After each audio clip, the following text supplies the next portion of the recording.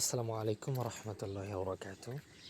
প্রিয় দর্শক এবং শ্রোতা, দূরে কিংবা কাছে, দেশ কিংবা প্রবাসী, যে যেখান থেকে দেখছেন প্রত্যেককে আন্তরিক শুভেচ্ছা এবং মোবারকবাদ জানাচ্ছি।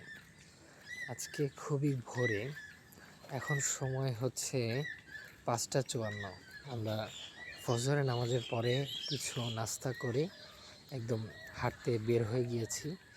দেখতে পাচ্ছেন আমি আজকে একটি নতুন জায়গায় এসেছি। আমার সাথে আছেন দারুস সুন্নাহ নেসারিয়া মাদ্রাসার একজন বিশিষ্ট কর্ণধর জাহিদ আনসারী।